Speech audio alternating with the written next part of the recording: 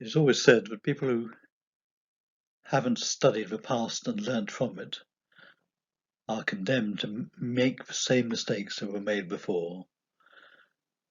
And I think this is particularly relevant in the present time to look at similar situations in the past, to look at how Norwich tried to combat disease and whether these measures were successful, and whether they relate to the kind of measures that are taking place in the 21st century. I am thinking particularly of the plague or the Black Death, same thing, which first came to Norwich in the summer of 1349, and in that one summer killed perhaps half the population of the city. We don't know the exact figures because the records do not survive. Having come to England, the plague then becomes endemic. It stays here, and it recurs time after time for the next 3 centuries until 1666. It doesn't come every year. Sometimes there's a few years without a summer of plague, and a plague was very much a disease of the summer. Sometimes a decade or more will occur, but then the plague will come back.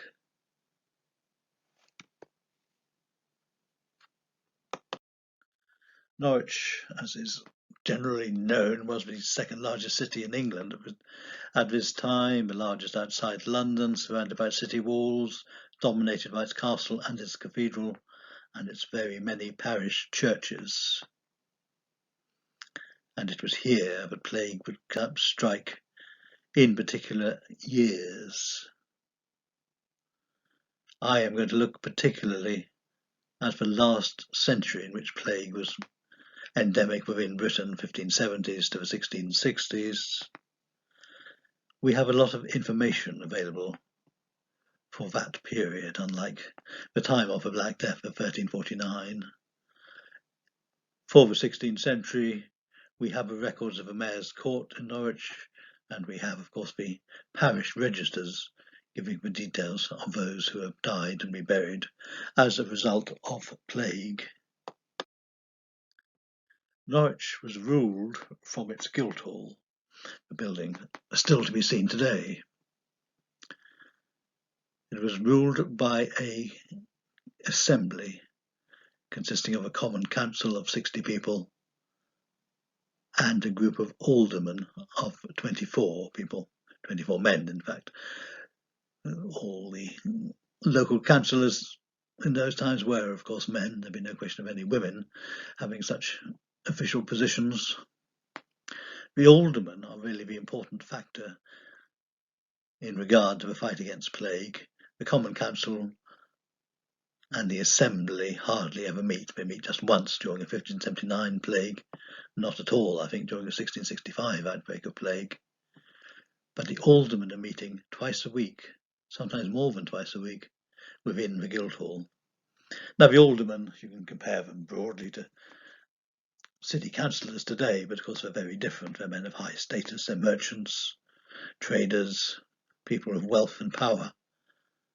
And they're also different because once an alderman is elected, he remains an alderman for the rest of his life. So this might be 10, 20 or more years. So these are long established people, and people who will presumably be known to most of the inhabitants of the ward which they represented. So these aldermen meet on many occasions throughout a period of plague. They've been given broad orders by the Privy Council, who listed in 1578 the measures they thought should be taken in times of plague, but it was up to the aldermen within Norwich to decide which of those orders to apply, when to apply it, whether to apply it to the whole city or to a particular part of the city, and when to ease up on these restrictions. One of the first things the aldermen did in 1579, when there was an outbreak of plague in Norwich, was to start counting. And this is something we're familiar with in the present day. And Norwich seems to have been the first city in England to have put this onto a systematic basis. What they did was to employ a man to go to each of the 34 parish churches in Norwich, which were the only places where burials would be taking place, and they would count the number of burials, and this would be presented every week to the alderman sitting in the Mayor's Court in the Guildhall. And of course, as with the present day, this figure will be equally awaited. People, the alderman will be asking, is it more than last week? Is it less than last week? Is the worst of the plague over? Has there been a second spike? And all this coming out of those figures presented every week to the alderman in the Mayor's Court. I don't think these figures were made public. I think it was just the aldermen who knew about them and who made their judgments as to what to do on the basis of the figures. However, by the 1660s, when you get another wave of plague, the figures are definitely being made published, because they're being published in the only newspaper of that time, the London Gazette. Weekly mortality bills for the city of Norwich appear in that newspaper and would therefore be read by those who were reading that. We may think of it as being read out aloud in coffee shops in Norwich, and people listening and learning what the figure of number of burials or deaths from the plague the previous week was, whether it was higher or lower than before. So taking the readings, counting the figures. The figures are also, of course, recorded in the individual parish registers for the 34 parishes within the city of Norwich. This one is St Stephen's. These give not just the numbers of people who have been buried, but of course the names, often the occupations, whether they're adults or children, and so these can be used for all kinds of number crunching on the basis of what kind of people were likely to die of the plague, whether it was particular social groups, particular occupations, who were particularly vulnerable. And what did the aldermen actually do? They met together, took account of a number of people who had died of plague in the previous week, and then they issued various orders, various regulations to be followed by the inhabitants of the city. The most well-known of these, of course, is the idea of self-isolation, if you like, of a particular family rather than an individual. And this is the idea that when plague was found to have happened within a particular house, all the people living in that house, the family, the princesses, if they were also living there, would be locked into the house until such a time as the infection was deemed to have passed and it was safe for people to come out. The normal time span envisaged seems to have been 6 weeks. So plague would appear, one individual in this house would get the plague, house would be locked up for 6 weeks, and the other people in the house would be taking their chances. Now, of course, if one of those people subsequently caught the plague themselves, then the lock-in period would have to be extended for 6 weeks from that time. So a family might be locked into their house for 10 weeks, maybe more, if 1 or 2 or 3 people within that grouping caught the plague. It was only after the last of those had caught the plague and 6 weeks had passed that the people in the house would be let out. Now, of course, you're not going to be able to live for 10 weeks or whatever it is on the supplies you happen to have in the house. Don't forget, this is, of course, a time when there's no refrigeration. You can't store any food in the way we can today. And even more fundamentally, there's, of course, no running water coming into the house. So these people have to be looked after, and the city recognises this and takes on the financial and physical moral responsibility for doing so. So what it happens is that someone called a keeper, and these are almost always women as far as I can see, is appointed to look after the inhabitants of the house. It's the keeper who supplies the food and the water, which of course they purchase and then pass on to the house, the inhabitants of the house. And this is of course a risky job for anyone. You may easily catch the plague yourself. So these keepers are supposed, as much as they can, to self-isolate. I.e., they should be at home when they are not doing their job of supplying the food or going to the market and collecting the food. So they do have to go out sometimes, and when they do, they are physically distinguished from other members of the population of Norwich. They are ordered to carry a rod or a staff, which I think has to be 2 feet long and is a visible sign that these people are engaged in a risky business, and that if you are so minded, you would be wise to stay clear of them, to socially distance as much as you can. Now, who's going to pay for this food? The aldermen make the decision. If the household is judged as having sufficient money, they will be charged for the food and the drink. But if the people in the house are poor, they don't have the cash, then the city takes upon itself to pay for the food, the provisions that go into the house. So you can see already plague is starting to become an expensive business for the city. They are paying the keepers, and they are paying for the food and the drink to householders who are too poor to pay it for themselves, as they forcibly self-isolate in their own homes. There seems to be a refinement of this process in the 1630s, where you start to get buildings known as pest houses. These are always very temporary buildings. In Yarmouth, there are often tents put up on the Deans, the beach. And in Norwich, they seem very often to use the area behind the city walls in Brackendale and Bear Street, that kind of area, where the city walls are very much in an isolated area away from the busy parts of Norwich, and where temporary wooden accommodation can be put up beside the walls. And sometimes the towers themselves, you see records of them being used as pest houses. And the idea of a pest house was indeed isolation, the equivalent of what in Victorian or early 20th century times would be called an isolation hospital, would be some much more temporary buildings, just put up during a time of plague in the city.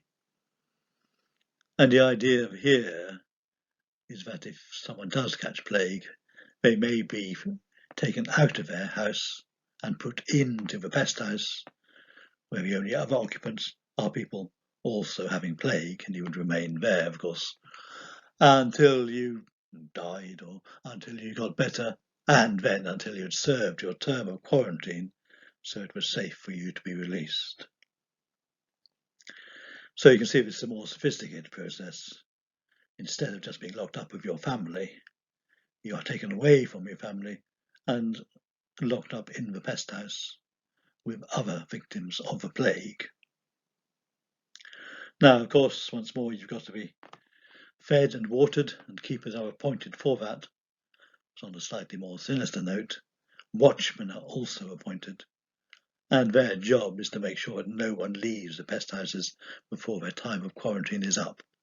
So you are forced into the pest house and forced to stay in the pest house. As I say, these were temporary buildings. Don't forget, as I think I have said, plague is very much a disease of the summer. So you haven't got to live in these wooden huts throughout the winter. It's a summer, a few months, a few weeks in the summer that you would have to stay.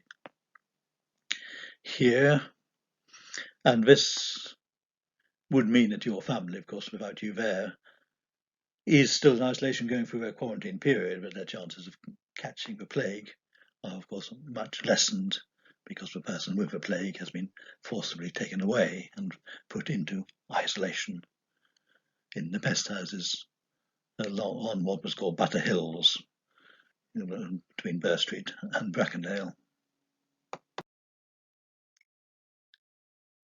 The whole idea of lockdown is also important. The whole city might be placed in lockdown if it was thought that plague was likely to come. If plague was virulent in Yarmouth, for example, or in London, it would be possible to lock down the whole city, and in a sense this would be quite easy, because Norwich at this date was still almost entirely within its city walls. The city walls had a certain number of gates, and those gates could be closed. They could be closed at night time. Individual gates could be closed during the day, and of course there would be a guard, a watch at the gate, who would question the people who were coming into the city, and if they thought it appropriate, could turn them away. They would, of course, turn away anyone who had obvious signs of plague. More fundamentally, people who might be carrying the plague could also be turned away. For example, people who are coming from Wyndham at a time when there was plague in that town, and this occurs several times in the records. The butchers from Wyndham would be bringing their meat up to sell in the market at Norwich, but they would be turned away during a time of plague unless they could produce a certificate from the minister guaranteeing that they were coming from a house in Wyndham that was free of plague. And you would get the same idea of people coming up from Great Yarmouth, in their case often coming up by boat to the Boom Towers near Carrow Road, near the football ground. And there they would be stopped and interrogated. And sometimes they would be told to take the goods out of their boats, their wherries, and place them on the common stave, the common quay, for a day or a couple of days, where it was thought that such infection as might be clinging to those goods would disappear, so it would be safe to bring them into the city. So this is a kind of lockdown. It's interesting that I mentioned there were 34 parishes within the city walls. Some people would say surely there were 35, and the 35th is St Mary in the Marsh, the area of the close, Cathedral Close within the city. This was not technically part of Norwich, so the alderman had no writ there, and the authorities within the Cathedral Close could and would sometimes actually close off the close itself, a kind of lockdown within a lockdown, in order to try and keep the plague out of that particular area within the city.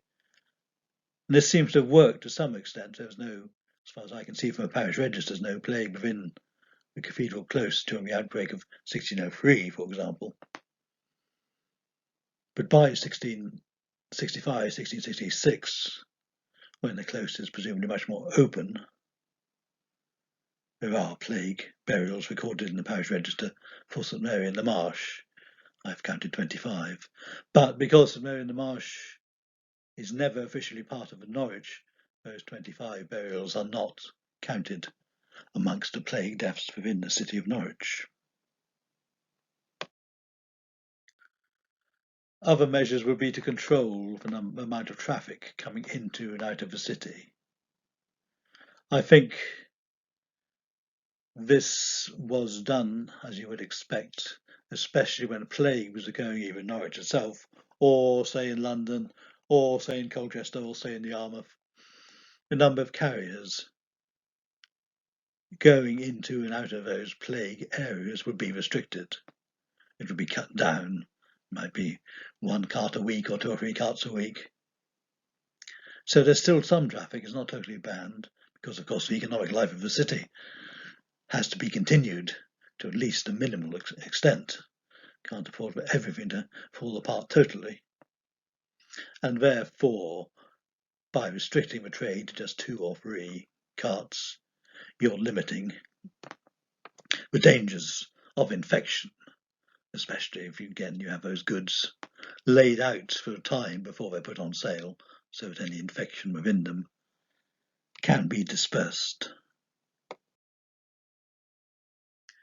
The big difference, or one of the many big differences, between Norwich 400 years ago and now, as regards plague, is of course the National Health Service. There were no hospitals in Norwich. If you were ill of a plague, you would go home, go to bed, and either die or get better. You probably wouldn't see a doctor. There were some doctors in Norwich. Of course, in the days before the National Health Service, again, they charged and were very expensive, in fact. Although some doctors very charitably gave up of their time to try and help the poor. But in general, poorish people in the city of Norwich could not expect to see a doctor during a time of plague. Now, people who know Norwich might say, no hospitals, but what about the Great Hospital? And that, of course, is an interesting point of view to think about. The Great Hospital is a wonderful institution, but it is not a hospital in the sense that we think of hospitals today. People do not go into it when they're ill to be cured and to then go out again. You go into a great hospital at the very end of your life when you're old and infirm, and you stay a few weeks, a few months, whatever it might be, until such time as you die. This means that the people within the great hospital, the residents, are of course old, infirm, very vulnerable. They need, in modern terminology, shielding. And this is recognised in 17th century documents. You see, for example, during a time of plague, the inhabitants of the great hospital will be forbidden to go out, even to take a little bit of exercise. They have to stay within the hospital. And equally, people who are in the habit of coming in from the outside to eat within the hospital, they're told they can no longer do this. They must no longer enter the building. They can sit outside and the food will be brought to them there. So here we have isolation of the vulnerable to prevent them catching the plague in times of outbreaks of that disease within the city. Other differences between Norwich in those times and now include, for example, schools. There was, of course, no education system as we know it, with every child going to school for many, many years. But of course, there were plenty of schools within the city. And during a time of plague, these might be closed down. This seems to be done on a very local level, not just closing all the schools within the city. But when a plague breaks out, for example, I'm thinking of an outbreak of plague in St. Benedict's in the 1620s, and the alderman ordered that schools be closed within that particular ward, and also within Hayham, which is just outside St. Benedict's, that's through St. Benedict's Gate, the suburb there. So it's very much a localised lockdown of the schools. In a similar sort of way, there doesn't seem to ever to be a general ban on entertainment or on people going to inns. But if a particular public house suffered from an infection of plague within it, then that particular inn would be closed down. And the mark of this would be that the inn sign hanging outside would be taken down. This would be an indication to people walking by that this particular one was closed. Danger of infection, do not go in. Presumably you would go elsewhere. Churches also seem to have stayed open, and of course at this time most people almost all people, would be going to their church every Sunday. And indeed, it was at the church they would probably hear the news of what the aldermen were up to, what form of lockdown they had instituted, what the instructions were as to where you could go, where you can't go, what was open, what was closed, and eventually good news as to more things being opened, the lockdown being eased. You would hear this in your local parish church. So now, in the modern age, when we think of Norwich and its 34, 35 parish churches, most of which still exist, and their churchyards, which of course were the places where the many hundreds of plague victims of 1579, 1603, 1625, 1665 to 6 were buried. It is interesting and important to set our minds into the past. If we could had a time machine, if we could go back to those times 400 years ago, when the aldermen were sitting in the Guildhall and discussing what they should do in Norwich in a time of an outbreak of plague.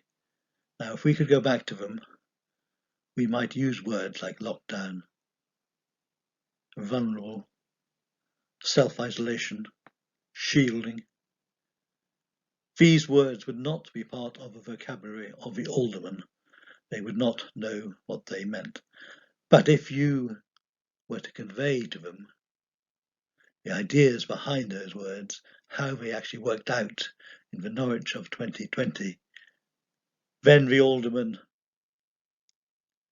would say to you, oh yes, we were doing very, very similar things 400 years ago during times of plague. We hope that you have learned some lessons from what we did and what we tried to do. These are the lessons of the past applying to the present. Thank you.